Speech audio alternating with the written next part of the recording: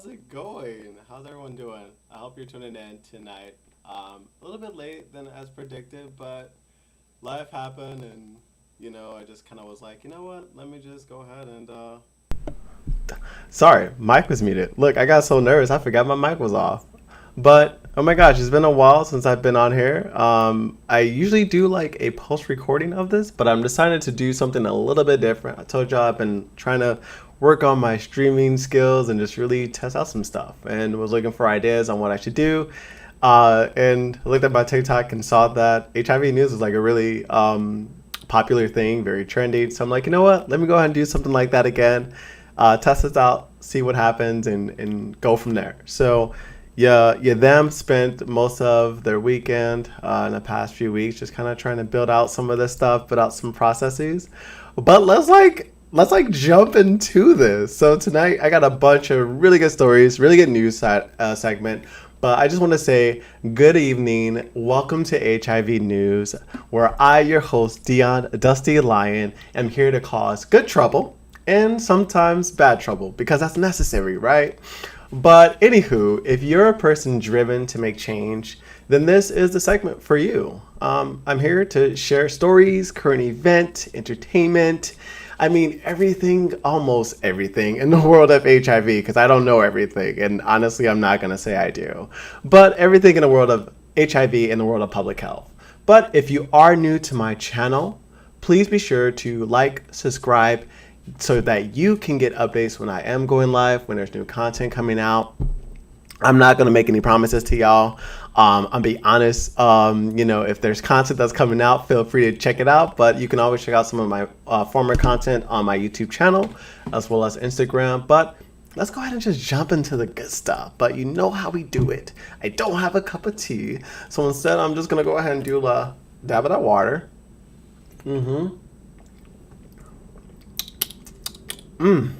Yeah. That's some good Chicago water. That's good filtered Chicago water. But let's go ahead and jump into our first story. In this week in the world of HIV, people are up in arms and ready to activate like no other. I mean, upon commemorating Black HIV/AIDS Awareness Day last week, several advocates and activists demanded that Springfield lawmakers invest with dollars in Black-led groups that are equal to the needs of their community. And among them was Creola Hampton, the founder of Black Leadership Advocacy Coalition for Healthcare Equity, along with State Representative LaShawn Ford, a Democrat that hails from Chicago, and State Senator Mike Simmons, who's also a Democrat who comes from Chicago. They are asking legislators to acknowledge that inequities and to fund their group using state revenue in the upcoming fiscal budget. Now, if you aren't aware, I'm going to throw out a little bit of data to you. Try not to feel overwhelmed by it. I'll break it down. So non-Hispanic African Americans comprise of about 14% of Illinois' population. Non-Hispanic African Americans comprise of about 52.1% of nearly new diagnosis with HIV. That's twice the rate of both Hispanic Latinx men and also white men. Both accounted to about 42%, just a little bit over by 1.1. But the data disparity doesn't stop there. Yeah, I'm coming at y'all hot. I mean, when I read this, I was angry. I mean, non-Hispanic African Americans comprise of about 44.8% of people living with HIV. Again, that's more than twice the rate of both Hispanic, Latinx, and also white people. Both of these together roughly comes out to about a 47-48% total. And these aren't the only numbers seeing a dangerous increase. Among African American cisgender women and transgender women are on the rise as well. I mean, get angry. This is really alarming. So it's clear that not only is the money not going where it's needed, but racial inequities continue to be on the rise and show no signs of slowing down. Regardless of what actions are being taken at local and federal health departments, that including the offices of lawmakers. Despite a law that was passed in 2006 that provided resources for communities of colors that are seeking to prevent the spread of HIV, it is alleged that there are no funding for that act in the budget. Crayola stated in their presentation last week, the money is not following the disease, end quote. She had something to say, because if you do a little research, it doesn't seem to be that way at all. For example, last year, the African American HIV Response Act received $15 million in funding. However, there are still only 2 IDPH administrators working on this grant, causing contracts to be issued 6 to 8 months late, reimbursements and processing of invoices to take even longer. P.S. Only African American led community-based organizations qualify to receive funding under this grant. Now don't forget, that data I mentioned earlier to you, it impacts African Americans drastically, particularly men who have sex with men. Now, there are obvious issues that reflect systemic racism, which are not being addressed. Get angry. This work requires community mobilization and collective engagement. If you want to support their efforts, I encourage you to reach out to Crayola at Crayola@greaterworks1.com, or you can go ahead and join with the Illinois, you can join with me, the Illinois HIV Integrated Planning Council at their upcoming meeting on March 8th. You can do so by reaching out to Anjanette Manzi. I'll go ahead and put her email address on the screen for you. It's anjanette.e.manzi@illinois.gov. We're currently seeking folks to be in leadership roles who want to serve on our subcommittee. Again, if you want to stop the systemic racism and really try to change the dynamic in the landscape of HIV in the state of Illinois, it's time for us to get involved. But if you'd like to learn more about that, feel free to reach out or read more in this video's description box below. I'll be sure to post my sources for you there as well. Let's go ahead and move on to our second story. Now, although there are problems that existed before you and me, that doesn't mean we can't try to fix them. That's what a determined group of co-conspirators are doing. For us, by us, PrEP in Black America, a master plan for HIV prevention in Black America, is a collaborative roadmap to drastically scale up the use of pre-exposure prophylaxis, also known as PrEP, in the Black community from the PrEP in Black America Coalition, which includes Treatment Action Group, PrEP for All, AVAC, Atlanta Black Women Leaders on PrEP, Equity and Impact Solutions, I Strive, Positive Impact Health Centers, and Red Hot. Whew, that was a mouthful. But credit is due because we have people doing the work and they are doing their thing down there. But hopefully you have not been living under a rock. I'd like to give you a little bit of a breakdown of what PrEP is. PrEP is a biomedical prevention tool that should be used and taken daily. Now, if this is used as prescribed, this can reduce the risk of acquiring HIV by over 99%. And if you're an Illinois resident, you can access HIVcareconnect.com. I'm going to put that on my screen here. Let me go ahead and get that bad boy back up there. There we go. Yeah. Terrible placement. I get it. I didn't have time to move it over. But if you go to HIVcareconnect.com to locate where you can access HIV testing, PrEP, PEP, condoms, and many other resources that are available to you in the state of Illinois, it's just a click away. And no, that was not a sponsor or an endorsement, but trust me, it's on its way. Anywho, this group recently released a press release stating in a report gross racial inequities in PrEP utilization while proving recommendations to increase awareness and address systemic barriers. Now, although this happened in Atlanta, folks across the nation can take a lesson or two from this phenomenal group's work. They are doing some really good things down there. I'll be sure to drop more information in this video's description. As it was stated in the previous story, things have to change. Danielle Campbell, the summit organizer and the HIV prevention researcher, states, This report and the PIBA effort represent a much needed shift in the leadership of systems that do not effectively serve Black people. A shift that is long overdue if we will ever see the end of HIV. Now, if you want to learn more about that, I'll drop the links and the sources in the chat. On to my next story. Story 3. What's story 3? So the end of the HIV epidemic is in sight. Ooh, what do you mean? What do you mean? What will that moment mean to you? I thought about this. I wrote this last week. I was trying to think what is the moment?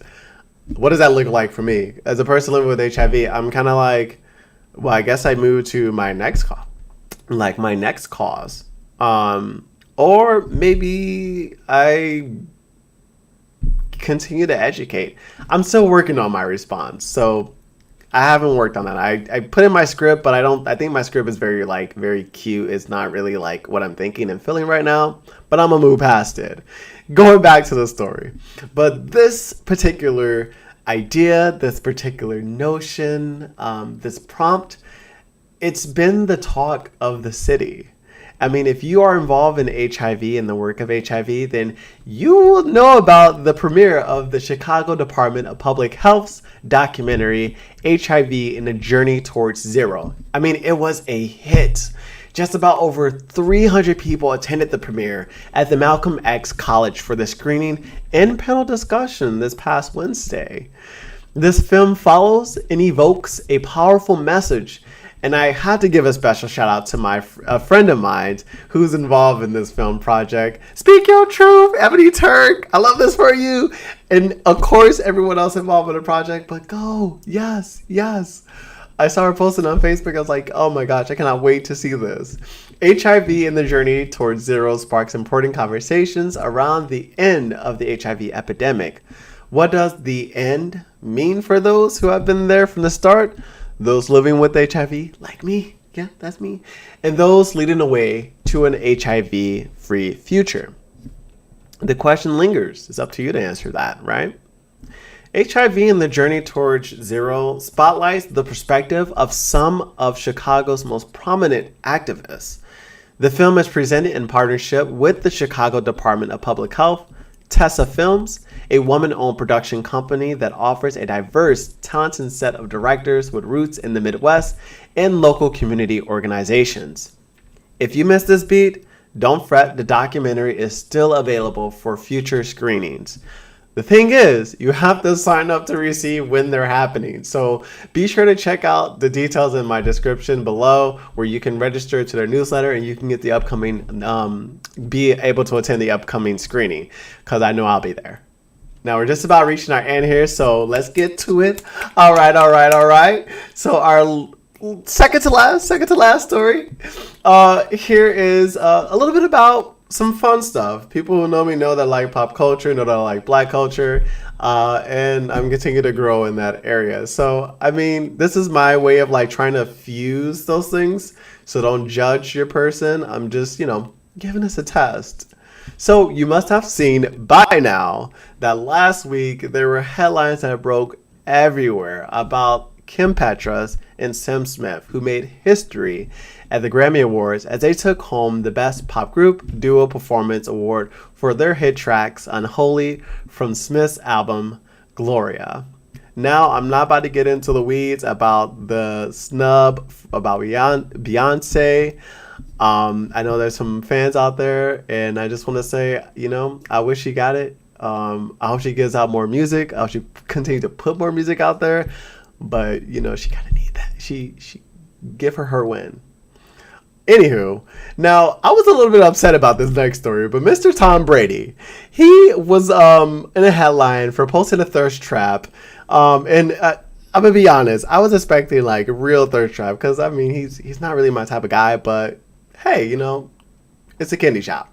He's put it out there. I'm here to check it out. But it was giving, let's be honest, it was giving christianmingles.com. I'm just going to be honest, which is not bad, more power to him. But, I'm not here to anybody's jam. I just wish it was a real thirst trap. You get what I'm saying? But if you're needing to spice up your intimate life, I got good news for you. A special someone is making an OnlyFans. No, it's not me. No. Um, I wrote this in my script. I'm like, what should I follow up with that? Anywho, but it's not me. Retired Olympic diver Matthew Mitchum's OnlyFans is live, and oh my gosh, y'all, it is giving chef kisses pure bottom. It's just glorious. It's glorious. But he also warned us that fans should not expect anything too risque. And when he said that, honestly, I was like, well, shit, that got old pretty quick, huh? But transitioning to a more heavier segment in today's HIV news, I like to call this Sending Our Angels Back Home. The HIV community has lost a proud member back early last week. Daniel DeFert, age 85, had passed away on Tuesday. He was the founder of AIDS, AIDS, and he was one of the major figures in the fight against AIDS in France. I'd like to take a moment of silence for Daniel.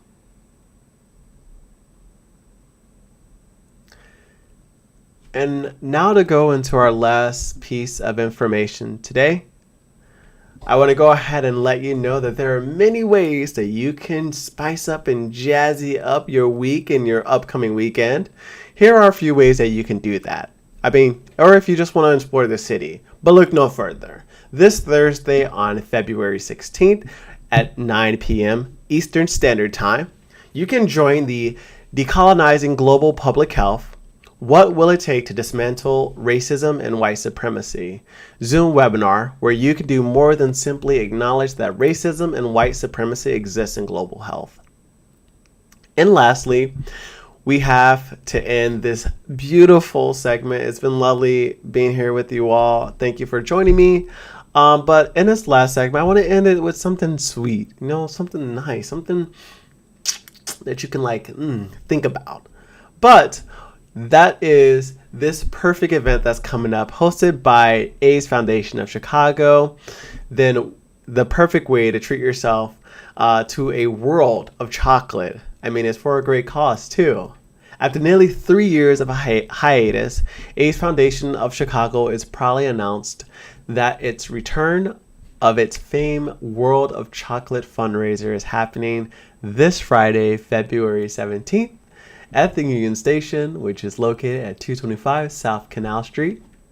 This fun-filled event features a menu of light bites, uniquely crafted cocktails, if you want to get a little fancy bougie, and global chocolate confections from Chicago's top chefs and chocolatiers from notable restaurants, hotels, and bakeries.